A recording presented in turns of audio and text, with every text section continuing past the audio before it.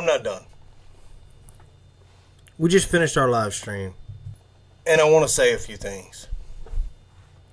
First and foremost, Abe came through with the clutch on the title for this video.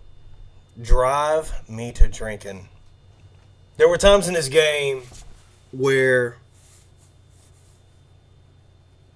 I'll admit it, I said it. I said, that's it. Cowboys don't come back from this. Cowboys have typically shown me that they don't have the mental capacity to get past their faults from previous plays to overcome in order to overcome. Today showed me one thing, because we talked a little bit briefly in the comment section during my live stream. This team drives me to drink sometimes, and I'm not afraid to admit it. So here's the thing. I gave up. I had my moment where I said this team is not going to be able to come back from this. They don't typically come back from this. This is too big of a deficit. 28-6. Just won't happen. Sorry, today's not in the cards. And would you know that with 7 minutes left in the game, I had a hope.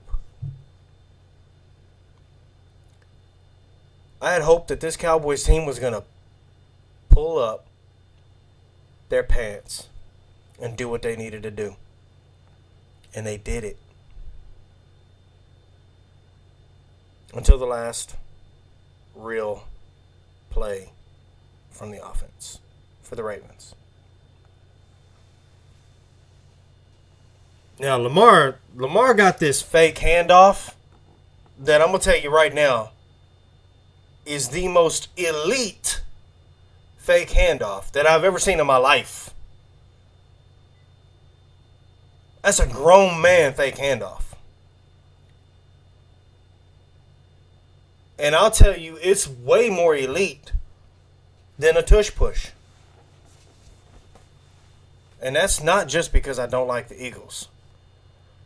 But when your fake game is so good that you got the guy watching on Twitch saying, oh, they got him in the backfield. It's fourth.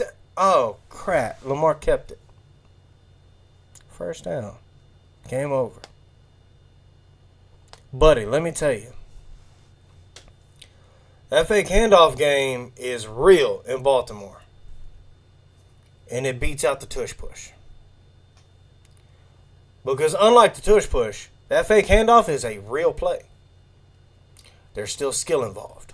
And I'm not saying that there's not skill involved in your center laying down on his belly and crawling around like a baby over the first down marker so your quarterback can dry hump your center to get to a first down.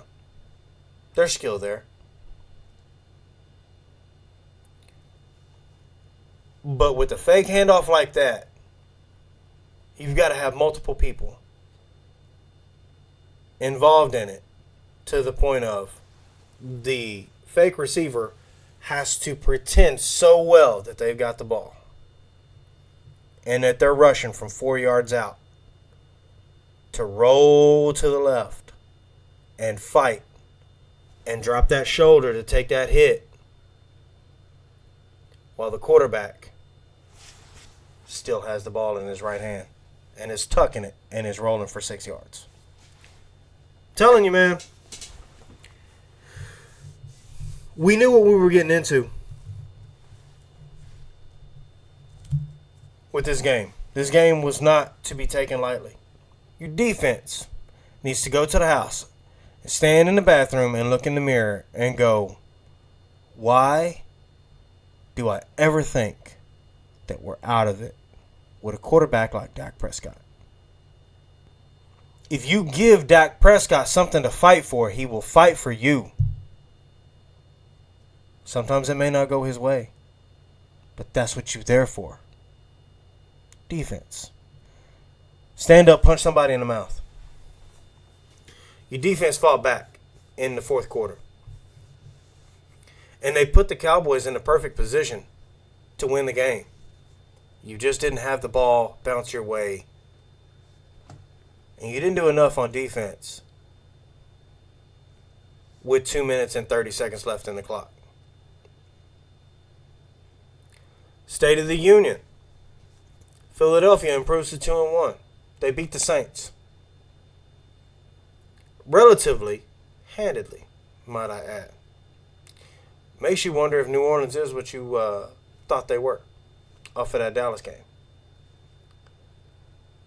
Washington plays tomorrow, 7:15 p.m. Central Standard Time kickoff. I will be starting my stream at around 6:45.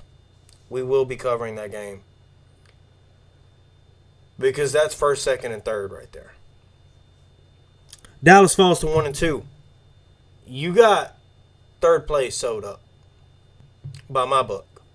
Because New York hasn't scored enough points this season to warrant being in third place. But they have taken a divisional loss because they played Washington last week and lost to the divisional a divisional opponent. So because New York has lost to a divisional opponent, they'll stay in fourth place for now. You got New York on Thursday night. I feel a lot more confident coming out of the fourth quarter against New York than I felt coming out of the third quarter against New York. Make that make sense. I stand on business. I'm not going to hide from it. If I say something, I mean it. I'm not going to come back and try to backtrack. I say what I mean. I predicted this game to be 28-18 Cowboys. Look at what the score ended up being. If your defense has stood up for your offense in the second quarter, it might be 28-18. Not to be so. So, for that, Ravens fans, I apologize. I didn't give your team a chance. Philly, I didn't give you a chance at beating the Saints. You pulled it out. New York, I gave you no shot in hell at beating Cleveland. I had an errand I had to run, so I missed the first half of both of those early games. But regardless, the Cowboys today proved that if they need to be, they're in every game. But they waited too long. By my calculations, they were 8 quarters of absenteeism. The last 2 quarters of the Cleveland game, your defense was not there. The entire Saints game, your defense was not there. For the first half of this game, your defense was not there. You're 8 quarters out of play, and your offense is tired. What are you going to do to rebound? You got a shot. Play the Giants on Thursday night. You can go out there and you can do what you've always done against the Giants. It might make you feel good. But I do want to make a quick note of what the schedule looks like. You got the Steelers in Pittsburgh. You got the Lions here at home. We know how that game went last year. They're coming for blood. I guarantee you. The thing that they've carried with them since last season is this eligible thing. They've been playing off of it.